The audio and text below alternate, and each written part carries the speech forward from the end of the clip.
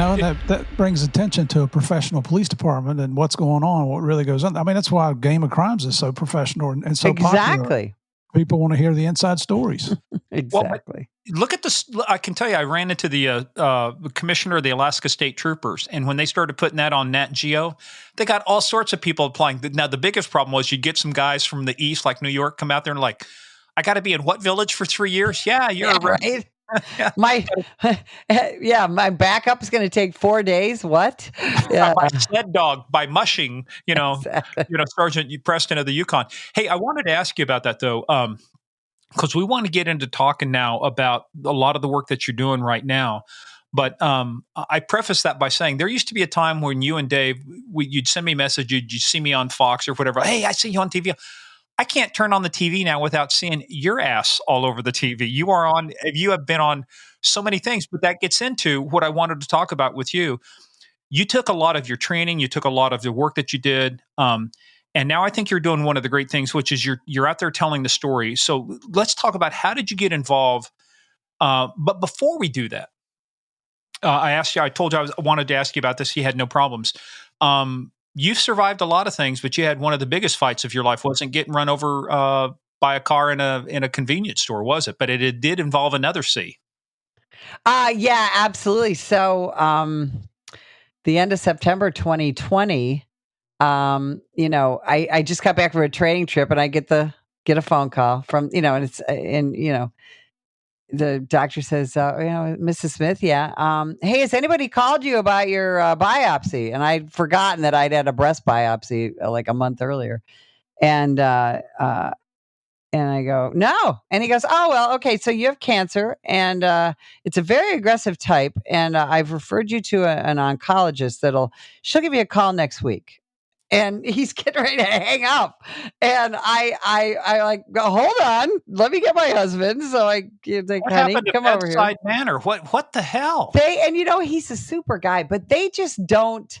It's not like on TV. Nobody brings you in and sits you down and gives you a tissue and says you have cancer. They go, okay, you got cancer. A lot of other people got cancer. That's kind of the attitude, and you just want to scream at everybody, but I have cancer. Well, so do a million other people. And so I was diagnosed with breast cancer. And so this is in the middle of the pandemic. So which was really serendipitous at the time because we weren't traveling a lot. We weren't doing a lot of training because things kept getting postponed. And so make long story short, and it does weave into my job with the National Police Association, but I had a double mastectomy. And after they do that, they told me, okay, great. We got it all. It's all good. We had the kids came down for Thanksgiving and we celebrated. And then I go back to the doctor and she goes, oh, well, I have the rest of your pathology. Great. You have another kind of cancer. Do I now? And so then I had to go through chemotherapy and then a year after, about 5 months chemotherapy, a year of infusions. And I see the oncologist next week. And I think I'll go from seeing an oncologist every 90 days to every 6 months. And they can't call me cancer-free, but they call me presumed cured. So I'm incredibly grateful. But it did factor into multiple things with my my appearances in the media, so we can talk about that too. Well, and I track this because you posted some of this on Facebook and everything else, and it's kind of like if there's one tough lady who can kick cancer's ass, it's going to be Betsy Brantner Smith. And I mean, you did. I mean, it's like, well, look, you're still doing it too, and you had Dave obviously was there with you and to help you out, and it's so important to have that relationship. To do stuff like that. But if I was cancer, I'd be a little afraid. You see don't let the good looks fool you here, because I'll kick your ass. And that's what you did, that's what you're continuing to do. Well, and it was a team effort. Dave and I really approached this like as he says, I approached it like an assignment, like a call. And that's really what you had to do. But it is very much it's a team effort. And I'm very low drama. Like I didn't even want to tell anybody. I was like, why do we have to tell people? And he's like, well, you can't have cancer and not tell people. I'm like, why? Why not? Well, because you went 6 months without telling anybody you were pregnant. You're already used to hiding. I'm good at hiding things, you know? I mean, because I was like, at the time, I didn't think I'd have to do chemo. So who's going to know?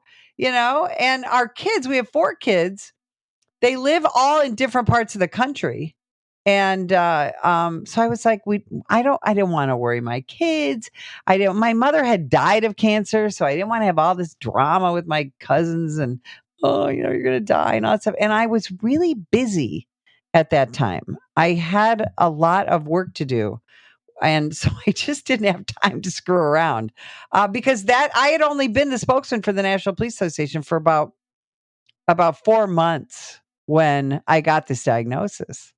So I was really all eaten up with that job. And I just didn't want them to say, oh, again, this goes back to getting hit by the car and thinking they're going to fire me. I didn't want them to go, oh, great, we got this great spokesman. She's got cancer. We better find somebody healthy. So. Jeez. How did that come about? You getting the job there? Because tell everybody, first of all, because a lot of people know who the FOP is, or the PBA, right? But so tell us about the NPA. So the National Police Association, nationalpolice.org, by the way, don't Google us because you'll get some hate. But we're not a union. We're not an association that you can join. We're a charity that was founded because of the war on cops that we all started to deal with in about 2014. And what we do is we are an organization that brings attention to the anti-police efforts, if you will, in this country. And we do it through mailings, through national TV and radio public service announcements. We do it through legal filings. We are the organization that, for example, that is suing, and we're the first organization that did it, to get the Nashville Covenant School shooting manifesto released. That's us. We get involved in all kinds of Supreme Court filings and things like that. We have a team of authors. We publish books. We have a podcast. I have a show on Pluto, and it streams on the First TV. And so they I did a Pluto show with you, didn't I? One time, we do an episode? You were on my show early on. You were one of the first people I reached out to because I'm like, I know famous people. I can get them on my show. And you absolutely did. That was a show for special needs people. It was for cool people. It was for the retired DEA Foundation,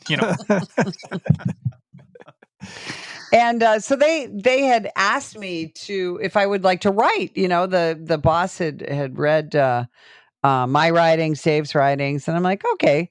And but I had written. I bet I've written 1,000 articles probably and I'd kind of lost my muse. But I did a little bit of writing for him, and then the death of George Floyd comes.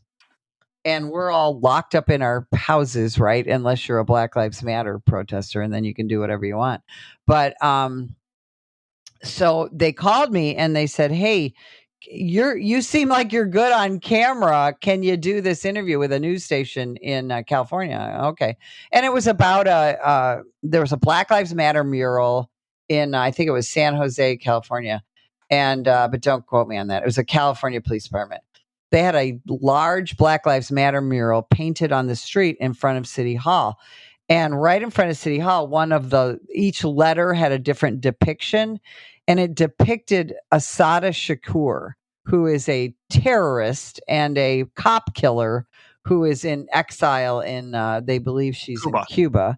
But anyway, so the cops every day when they walk to City Hall, they got to see a portrait of a cop killer. So the National Police Association got involved, filed some legal filings, but they wanted somebody to talk about it. So I did. And I went on TV, and it's hilarious. You can see it online, where I'm looking down at my Zoom camera, and I didn't really understand Zoom at the time. And I did understand television, but it was COVID, so they didn't take me into a studio. And so then another station called, and another station. And finally, the boss got a hold of me, and he goes, "You want to be our spokesman?" like, sure. And so then when you do something like that, sometimes they hire somebody to handle you. I was handled, and they hired a booking company, and then all of a sudden, I do a lot of print interviews to this day, but I started to appear on Fox News and Fox Business. I have Fox Business this afternoon, and but Are you going to get dressed up for Fox Business, or are you going to go like you are right now? From the waist up, I will be in a suit. From the waist down, I'm usually in pajama pants. And my hero. and I am capable of being camera ready in my record is 6 minutes from pajamas to full camera ready.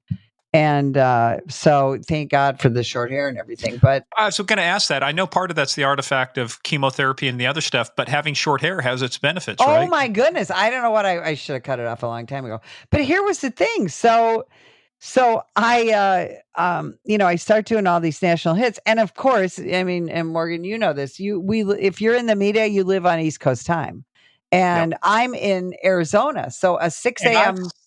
You've been on the air at 3 a.m. your time. At 3 in the morning, I'm talking to Steve Ducey, on Fox and Friends. And but so here's the thing. I'm starting to really get busy in the media stuff. And then they tell me I got to do chemotherapy.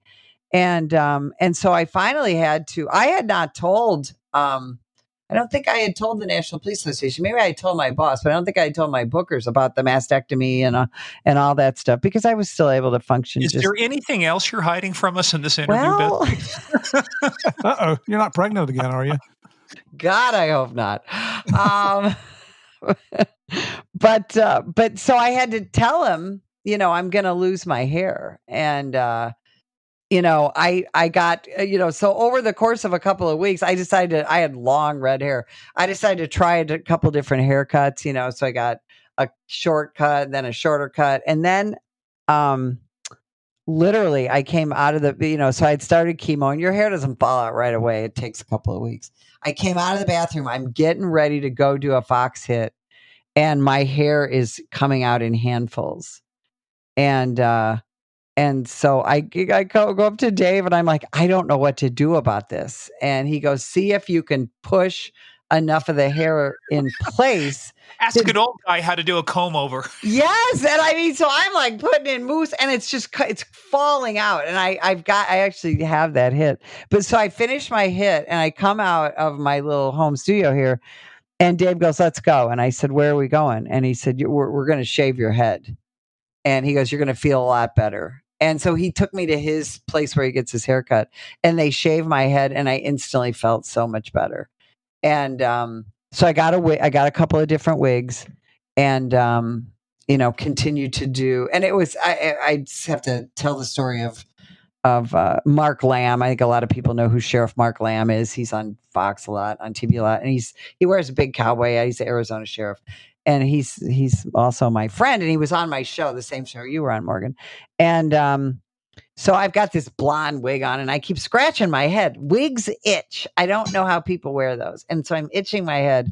And he goes, what's going on, Sarge? Just as right before we tape. And I go, and Mark had seen me bald before. And I go, this stupid wig itches. And he pulls off his cowboy hat, and he goes, take off your wig. I'll do it bald if you will. And I just thought that was so sweet, because at that time he just never took off his hat. And but I did, and I left my wig on because I didn't want to freak out my viewers. Although, as my husband says, I kind of looked like a Star Trek character. I was about to say that it's Star Trek, the original after the series, right? But when you had William Shatner, playing James T. Kirk. She's bald. She's, I think, part Vulcan, right? I'm going, that's a great look, but you got to polish it a little bit, though. Well, and I have, so not to be braggadocious, but I have a cute head. And and I don't have, in all the crap that's happened to me as a cop, I have no scars on my head. I never got cut in the head. And so I had a super cute head. I was kind of a cute bald girl. And I probably I shouldn't have used the wigs, but my booking company's like, you should probably wear a wig. And so I did. So, but I mean, I was like one time I had some adverse effects to chemo. So there was one time I got done with chemo. And again, I finished chemo about 5 p.m. and I'm going to do Fox and Friends at 3 a.m.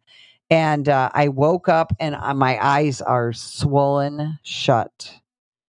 And because I had a bad reaction. And so I was actually doing it the next day. So I had 48 hours in between the chemo and when I had to do Fox and Friends. So I talked my oncologist into loading me up with massive amounts of steroids so that the swelling would go down so I could do this hit. And he's like, I would not do this for anybody else. And I'm like, I have to be on TV. This is what pays for the insurance, And so it was, but there's some hits on, you can see me on video where I look like I don't listen, I mean, I just look like, damn. And, to the point where my husband, he goes, I will not take you to the store. We're not going anywhere. I'm going to get arrested. This is what you look like. I'm like, okay. So it was an interesting time in my life. And then hair starts growing in different places and you start talking like Hans and Franz. I got loaded up with steroids. Yeah. Well, you lose everything. I didn't really think about this, but all your hair goes. So I have no eyebrows. To this day, these are fake eyelashes because your eyelashes are the last thing to fall out and the first thing the last thing to fall out, but then they're the last thing to grow back. So yeah. And, then we, of course, during chemo, we had some training events and I got to say this, cops are the best people in the world. I would show up at training and I was pretty tired. I was still going through chemo. So I'd wear baseball hats, and, but at some point when, at the beginning of class, I would always take my hat off and just let them know I'm bald because I'm sick. And, every single time I did that, every cop, who was bald and wearing a hat in class would take their hat off and put it on the desk. Oh, nice. And just kind of rub their head. And they were all like, and I mean, it's just, I had a bunch of my students shave their heads when I had three of my girlfriends, two of them that live here, they shave their heads too when I shave mine.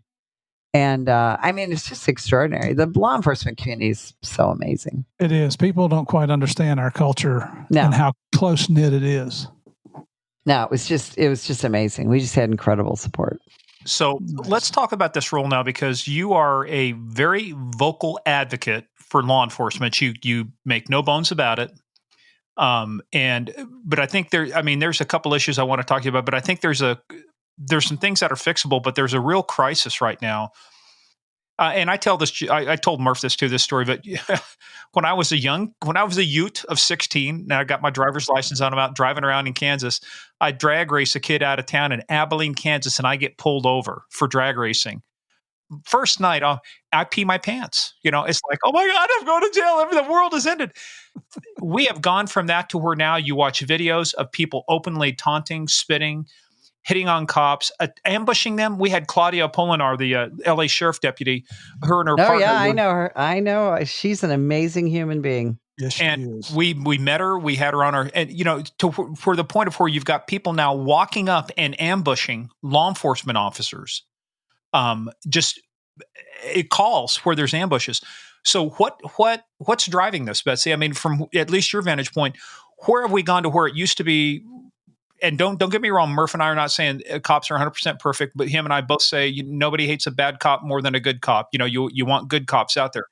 But it's not just them. It's people's personal responsibility. It's behavior. What has changed in the 20 years or 30 years, since we were working and on the job? What's changed from that to where we are now? Well, you can go back to, Ferguson, and frankly, and I, not to make it political, but it goes back to the Obama administration. Really, it started with the beer summit and, the Cambridge police acted stupidly and all that. And what a lot of people, I don't think understand about Barack Obama. Yes, he was a historic president. He was my senator when I was still on the job in Illinois. He hated cops. We all knew he hated cops. He pushed legislation, anti-cop legislation. And so then we go to the Obama administration and remember, up until then, things were going pretty well for law enforcement, post 9/11/01. Remember, we were all heroes. Everybody loved us, all of that. The profession had no problems recruiting and retaining people. And then the Obama administration started this, they started ramping up the consent decrees and things like that of agencies. And then you fast forward to the death of George Floyd. And so for the past almost 10 years, but really for the past 3 years, we have it's not even just the vilification and the demonization of the American law enforcement officer. It is truly the attempted dismantling of our entire American criminal justice system. And so when you spend a lot of time telling people that the police are bad, the police are racist, the system is racist, the prison system is bad and racist and unfair, and you're a victim and nothing is your fault, you get what you get here and what we have here now. And we saw this, of course, prior to the death of George Floyd, right, with the death of Eric Garner, for example, in New York, and the attacks on the NYPD and the attacks on the Seattle Police Department. They have dealt with so much. Portland PD. We saw this prior to the death of George Floyd, but then after the death of George Floyd, things just exploded. And we have, and again, I'm in the media every day. Generally speaking, we have an incredibly dishonest media in the United States of America, and they do not tell the truth about the American law enforcement officer, and in fact, they lie, and it's incredibly frustrating. There was I think it was Politico just did a hit piece on me. I'm a Blue Lives Matter activist, according to Politico, and there are a lot of outlets who don't want to hear the truth about law enforcement. And this is the thing, the National Police Association, we've done polling with the Rasmussen organization. Most average Americans like the police. They believe in the police. They don't want the police defunded. They want more police in their neighborhood. But we've got this chattering class of people, activists, politicians, some media, that want to destroy this profession and what we stand for. It's ultimately about the destruction, I believe, of this country. Agreed. Let me put a fine point on that too, because Murph and I have talked about this before.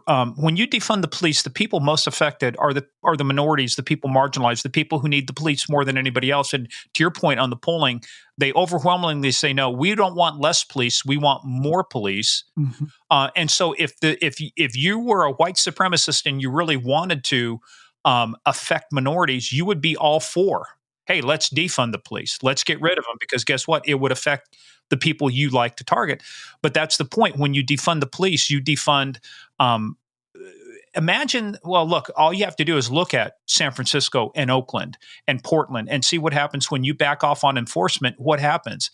It's the people who pay, the law-abiding citizens, the people who pay taxes, the people who are there trying to support their community. All of it. You got Nordstrom's closing in downtown San Francisco. They can't afford to stay open anymore. This is Nordstrom's. They have to close their store. They can't manage the theft.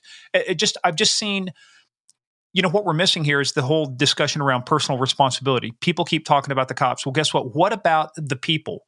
If you just quit breaking the damn law, we wouldn't have to deal with it. And I get tired of the excuses, say, well, they're underprivileged. Look, I'm not going to get into who grew up poor or whatever else, but I can tell you, growing up, there wasn't any privilege associated with that. Right, it was same here. Mother working 2 jobs, father absent, no child support, no nothing. Things were tough, but it did not take away from the personal responsibility you were expected to have to be a member of society. I go back to Sir Robert Peel and the Peelian principles of policing. At some point, it's still upon the public to obey the law. Well, and this is the thing, we keep hearing about, And I appear on multiple shows where somebody else on a panel will say, well, it's because of poverty and this and that. That is so insulting to say, oh, these people commit crimes because they're poor. Because you know what? Most poor people aren't criminals. Most poor people are just trying to get by. And to keep talking about equating poverty with criminal behavior. Criminal behavior, being a criminal is a choice. And people make a choice, and when we talk about, you just talked about Nordstrom's, and when you look at the retail theft rings and you look at, Target, who's about to lose $1 billion or $500 million just this year, you look at Dick's Sporting Goods, who, even though sales are up, profits are down over 21%. Why is that? Because now we have these organized retail theft rings. And it's, I hear people say all the time, why aren't the police doing something? Here's the other piece of that. We now have over 70 George Soros installed prosecutors around this country. We, the voters, were asleep at the wheel when it came to paying attention to who was getting elected to our prosecutor's office, our state's attorney's office. And now we have these prosecutors who will not prosecute cases. And it's, in fact, I interviewed Cully Stimson from the Heritage Foundation, who he and another guy from Heritage just wrote a book called Rogue Prosecutors, and it details the effect on our entire country these prosecutors, these woke Soros installed prosecutors have on the quality of life in any given place. I mean, look at Orange County, Florida. Ron DeSantis just fired, if you will, a woke prosecutor who wasn't doing her job. But most states don't have a system in place like Florida does to be able to get rid of them. Now, of course, in San Francisco, they were able to recall the DA out there. They were able to recall Chesa Bowden, who was raised by terrorists out of Chicago. And but look at L.A., George Gascon. Look at Manhattan. Look at we could go all around the country. And Kim Fox in Cook County, Illinois, she's not going to run again, but I'm sure there'll be somebody in place. And a lot of this is on us, the voter. We didn't pay attention, and that's one of the things. And I talk about this in the media a lot. Is we get all eaten up with who's going to be president and this and that. We got to pay attention to who's on our school board, who's on our county board, who's on our town council, and especially who's going to be our prosecutor in our county. I live in Orange County, Florida, in Orlando, and I've recently got involved with Orlando Police Foundation. In fact, I'm talking to a couple of the squads next week down there that just suffered through the shooting of two police officers about 4 weeks ago. By a career criminal. Yeah, exactly. And I haven't heard anybody disappointed whatsoever that the prosecutor here was removed from her office, their office. Nobody was sad to see her go, I'm guessing. Nope. Hey, speaking of Kim Fox, you know who the person that was most tough on her and on Jussie Smollett was Dave Chappelle. Yes. Dave Chappelle. I mean, the one thing I love about Dave Chappelle is, like him or hate him, dude, it's like Ricky Gervais. They have got such a mind for jokes and for using humor to cut through the human condition, as you might say. Only Dave Chappelle could get away with doing an episode about being a member of the KKK as a black man, but he didn't know it because he was blind. That was so awesome. I know. But he talked, but that was the whole Kim Fox deal. The whole, who believes in, I mean, really, on the face of it, who believes that downtown Chicago at 2:00 in the morning, two people run up and say, this is MAGA country? Come on. And, Jussie Smollett has never finished his jail sentence. No. And probably never will. But because some people are going to say, well, you're picking on him because his color. No, picking on him because he's stupid. You could have come up with a better story. But that being said, but it was Dave Chappelle, a black guy, talking about Jussie Smollett. Exactly. Another black guy saying he took him to task, and he took this whole thing to task. But the reason I wanted to kind of bring that up is that we let this issue of race divide us way too much when we're talking about crime. And it's not being racist when you make an arrest. Is there racism going on? Sure. But let me tell you, I can tell you, at least from my own little perspective, it is not anything like it was when I was growing up to the way it is now. people, I think, are far more tolerant of this stuff, but it keeps being one of the main issues, the main wedges of trying to divide the law enforcement from their community is always bringing up the issue of racism. What are you seeing from your side? Well, absolutely. And that's the thing is I get, like I told you, once in a while my chief will get a hate call or a hate email. And especially, during the 2020 and 2021 riots, I got called a racist all the time because I was just telling the truth about the American law enforcement officer. A few months ago, I was teaching in a large agency in Florida. And one of the things that I do, one of the things when I talk about officer ambushes, and you talked about that, Morgan, one of the things I bring up, how do we prevent officer ambushes, is that we fight the false narrative that somehow it's the American law enforcement officer who's the problem. So as a part of fighting the false narrative, I talk about each year, how many people law enforcement kills each year. What's the racial makeup of those people killed? Because there's websites like Mapping Police Violence and even the Washington Post. The Washington Post tracks all the people shot and killed by the police, but they don't talk about the circumstances. They just say, American police have killed 1,000 people, as though we just walked out and randomly gunned down 1,000 people. So I talked about that, and I talk about it's actually a fairly low number of Black people that we end up killing each year. And I had somebody in law enforcement raise their hand and say, that's wrong. Your statistics are a lie. And I said, these are statistics from multiple sources. I cited my sources, and I said, this is the reality. I said, whatever it is, whatever media you're listening to, they're telling you things that aren't true, that things are not based in reality. She goes, well, it's our reality. And, she was African American, and she said, in our world, and she was very serious. She said, the police are gunning down our men constantly. And I said, and it's a very large class. And I said, the people gunning down your men are your other men. And that is the reality of the situation. Have you been to Chicago lately on a weekend? Yes, I was just there a few days ago. And that's the thing. When you look at the statistics, of who, and this is the thing, if we ever want to really get serious about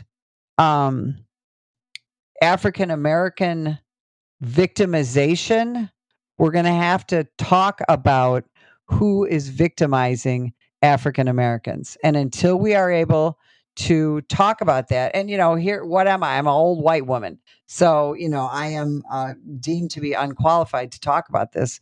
And so we're going to have to go back to the way that we dealt with race, quite frankly, in the early 2000s, and just to be able to talk about it frankly and factually. But now we're in an era where everybody is so triggered. And 10 years ago we didn't even know what that means.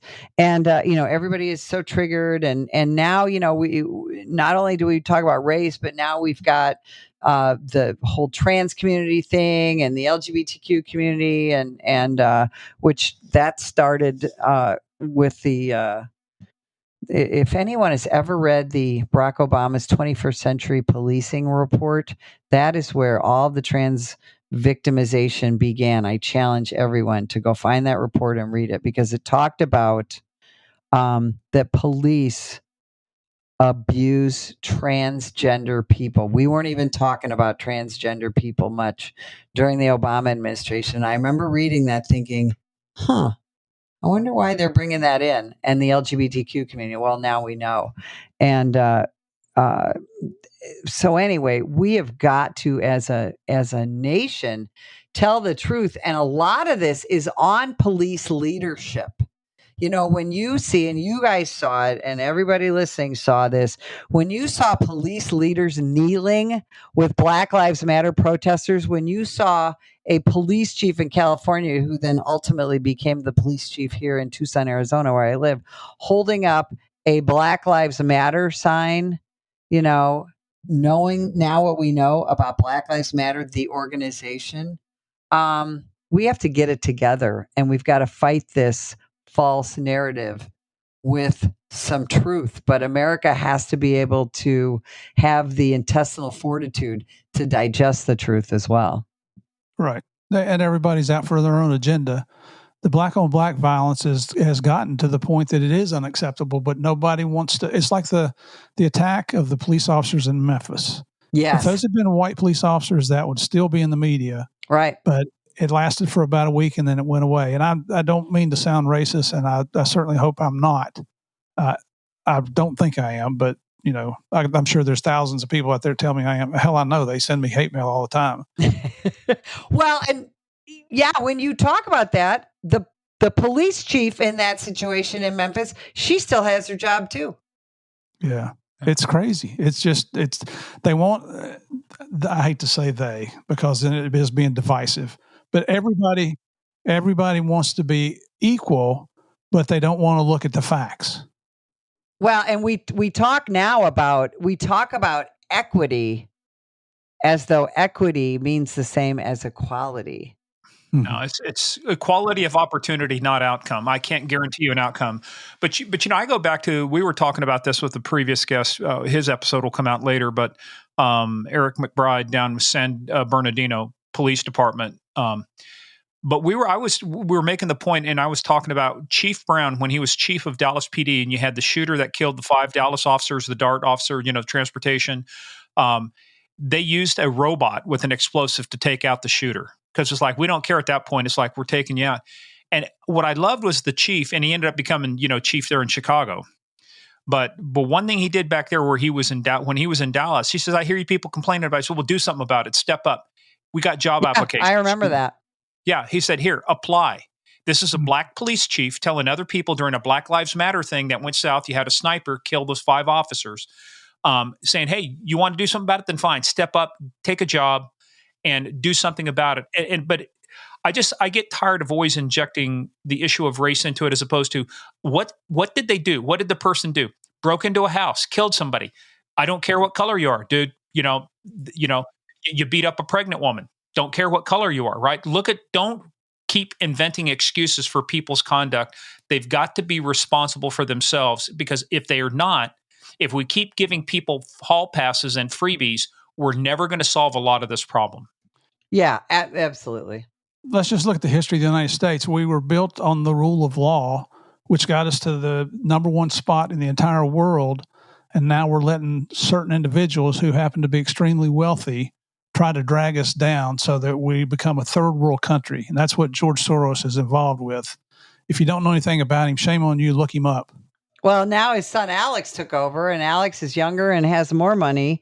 And, we're now at the point. And then you've got, again, rogue prosecutors. You've got attorneys like Ben Crump who just literally lie. And again, unfortunately, you've got city and county leaders in certain situations. The Breonna Taylor case comes to mind, where they wanted, that mayor of Louisville wanted so much for the Breonna Taylor case to be a case of racism and this and that they basically created it.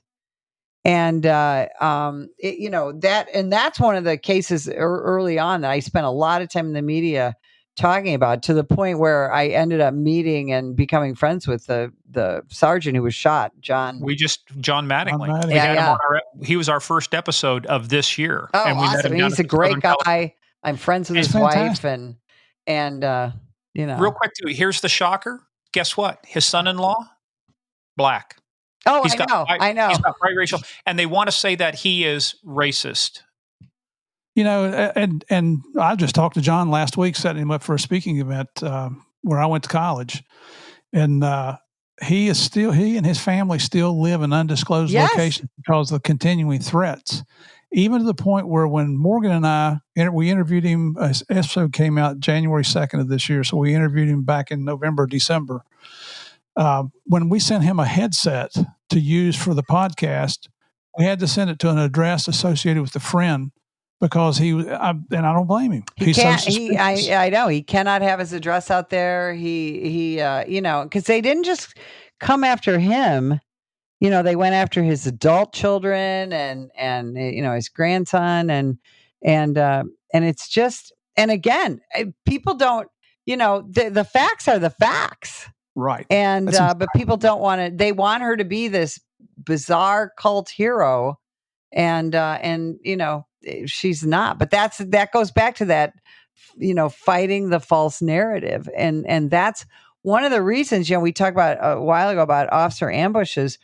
That's one of the reasons why ambushes are up about 150% over the last 10 years, is because young people are being told. Remember, the guy who's president now said in the Democrat debates that if you're a young black person and you get pulled over by the police, you'll probably get shot in the head.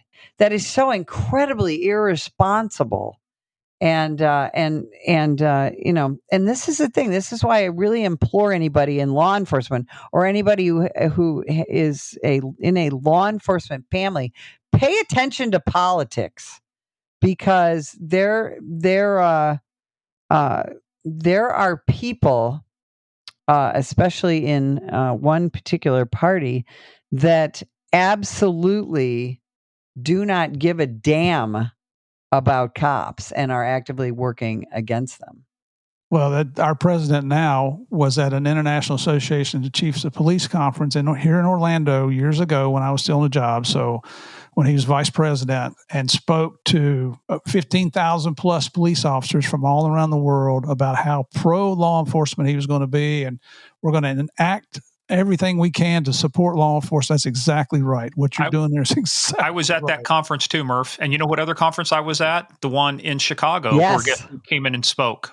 Mm-hmm. Yeah. Words mean things. People are going to listen to this episode, and I'm going to caveat it. They're going to say, well, you guys say you don't get political. We're not talking politics. We're not talking politics. Murph and I, our guests are free to go to roam how they want to. This is the advantage of being a guest. But at the end of the day, I go back. If you don't know who Sir Robert Peel is, if you don't understand the Peelian principles of policing, if you don't understand what the responsibility of the community is, it's not just on the police to enforce laws. It's on the community to obey laws. And it's on both of you to work together to solve common problems. And let me just reiterate one thing you've already said, Morgan. Our regular listeners, that if you're new to the game of crimes, we'll be the first to say nobody hates a bad cop more than a good cop. We were in law enforcement for years. I was a cop for 38 years. We stay apolitical on this podcast, but we are absolutely pro-police, pro-law enforcement, back the blue, back the badge, whatever you want to call the saying, the quote of the day. And if you're not, you can stay here and learn about the sacrifices and the commitment and the bravery that's required to be in law enforcement, especially today. And if that doesn't change your mind, well, this probably isn't the podcast for you. Well, and that's the thing. And that's why, the National Police Association, we are absolutely apolitical. Betsy isn't always, but that's why, we don't endorse candidates. We don't get involved in that. We just want people to be logical. Yes. We want people to be constitutional. And that is that's the root of our justice system, and every one of us, all three of us, raised our right hand at one point in our lives and took an oath to defend and uphold the Constitution of the United States. And let me ask you this, Betsy. When you retired, did your oath expire? It absolutely did not. And in fact, no. I think now, I'm probably even better informed about the system than I was even when I was on the job. And I'll tell you, as a retiree, the Second Amendment, of course, is very much important to me. And just as a resident of Arizona, where we have constitutional carry and now the First Amendment is so vital. It's vital to me personally, to what I do, where I am able to speak and tell the truth. I just have to tell you guys a very quick story. A few months ago, I was in Tbilisi, Georgia, which is the capital of the country of Georgia. And I'm doing a keynote at an international women's conference. And so they asked me to talk about police and the media. And, so my students are from many, many different countries, including Russia. So I talked about, a particular interview I did where the host just absolutely lied about the situation that we were talking about, and et cetera. So afterwards, a group of Russian police officers came up to me, and they said, I really enjoyed your presentation. So the one gal, through her translator, said, so these reporters that lied about you, are they still in prison? And I'm like, I bet she wasn't laughing either. oh my Not only Lord. are they not in prison, they have their own television show. Exactly. They're very famous.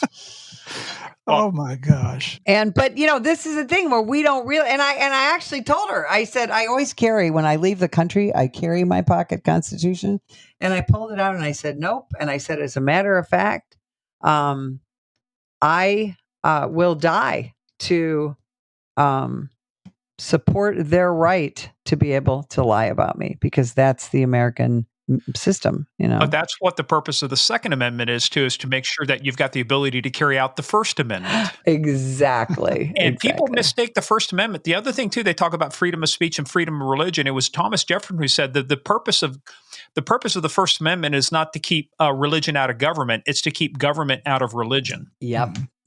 Yeah, so, and that gets we use that line on Mr. Dave Know-It-All Smith. Exactly. But see, we misinterpret and misspeak when it comes to everything from our history to our laws and our justice system, and now we're just at the point of just craziness. It's insanity. I teach one of the things I teach a class called The Truth About Gender Differences. It has nothing to do with your sexuality. It has to do with the differences between men and women from a scientific and a brain perspective. About we shoot differently, we learn differently, we deal with men are from Mars, women are from Venus. I read the book. Yes, I get it. Exactly. I apply all that to police work. I was taking that into the Pentagon several times a year for several years, and now it's just the title of the workshop is controversial, and which is insane. It shouldn't. It's just like all those people that win your academy class that quit when they yelled at some. Or that was our previous Eric. Yeah, yeah. Well, no, but yeah, same thing with you too. You yell at people, they get up and leave. But they're sad. Well, but the other thing too is just we need to close this out because we want to keep. You got to get ready for an interview. I gotta get on makeup. Yeah, I got to. Well, we know it only takes 6 minutes, guys. You're lucky because we're good for 3, maybe. That was a joke. Anyway, but if you want to talk about gender differences, there is, and that's one of the things that struck me. It was about use of force, and I remember seeing a video of a smaller female officer being just waylaid by a guy on a traffic stop. And it just, and that's when we were talking about use of force is not equal. It depends upon your size. It depends upon how long you're in the situation. So many things. And if I got to tell you too, there was a huge difference. I had to arrest a former semi-pro football player. I think he's probably dead by now, but he was involved. We're pretty sure he's involved in a homicide. This dude was big, could have kicked my ass. I stood back and I had my weapon unholstered. I was a state trooper at the time. I said, I'm going to shoot you, Roy. Says, well, you can't do that. I said, yes, I can, because they take a look at you. They take a look at me. They know you're going to kill me and kick my ass. And by the way, when I shoot you, there's only one person writing a report. Your choice. He goes, oh, good point. Okay. So then he turned around, put his hand, and then he goes, would you have shot me? I said, if I tell you, then I'll never be able to use it again. So I'm not going to tell you. Exactly. I got to tell you, Betsy, this was, well, first of all, thanks for coming on and doing this. Thanks for doing me a favor. Give JD, Mr. JD Buck Savage, big hello from us. But you've carved out your niche. I appreciate the fact you are unabashedly, you have your opinion, you back it up with facts, and people may like it, people may not. Look, it doesn't matter. The whole lesson is do your homework, get the facts, just don't believe what is fed to you, spoon-fed. Get behind the things, read some books, just dive into it. But hey, look, keep up the good fight, sister. And you especially, you got to let us know how things come out. Because I'd be afraid to be that doctor if he doesn't give you the right news. So. Betsy, I got to say, this has been a breath of fresh air having you on the show here. Maybe because we're law enforcement, we're part of the same family here, but just hearing you and seeing what you're putting up with and how you're not backing down, you're continuing to live up to your oath. I'm so proud of you, sister. I mean, God bless you and God bless your husband hope everything works out good and you get great news. We'll say a prayer for you. Thank you, guys. I sure appreciate it. Thanks for all you're doing to bring so much to people with the podcast. We'll all try. Right. You guys hang on. Don't go anywhere. Everybody else, stay tuned for the debrief.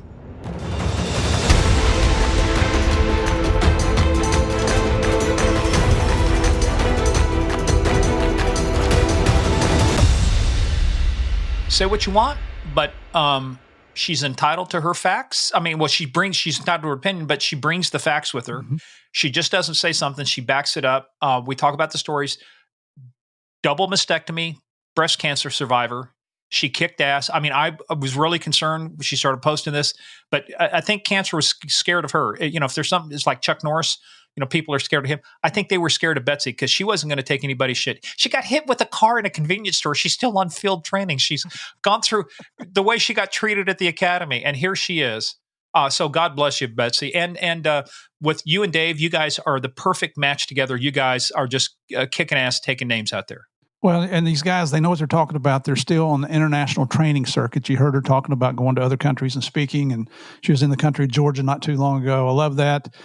You know, and I got thinking after we did our interview, I remember last year at the IACP, a retired DEA agent that is doing some diplomatic work over in Georgia asked Javier, hey, would you be willing to come over? Is it Tbilisi? Is that how you say the capital over there?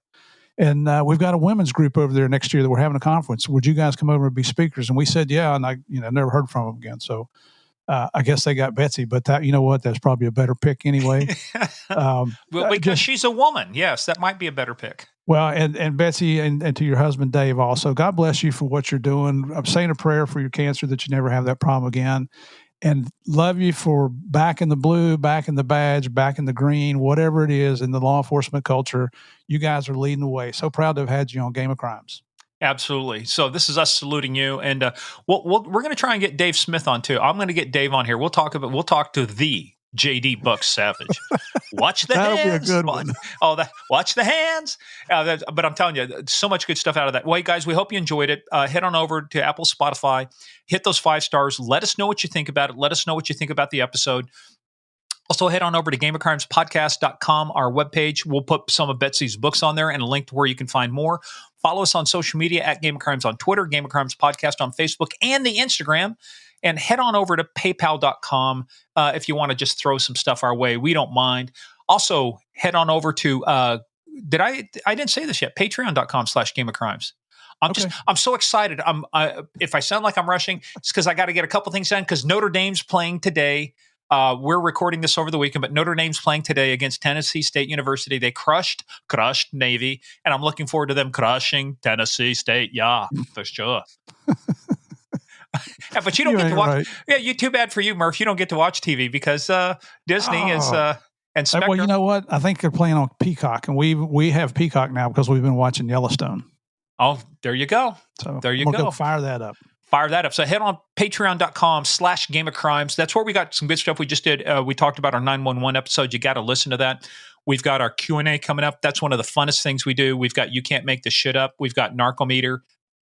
Murph, I think you have a restraining order on Narcometer. I don't know. I think I will do better. Let me just say, I will do better in the future. I promise. I don't think I can do any worse. Yeah. And then our Warden of the Throne. We actually did a 4-parter.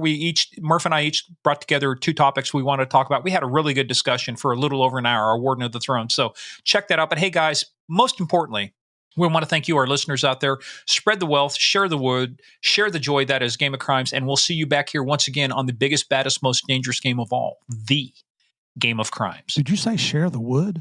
Share the wood, share the wealth. I think I said share the wealth. You just wrote my outro.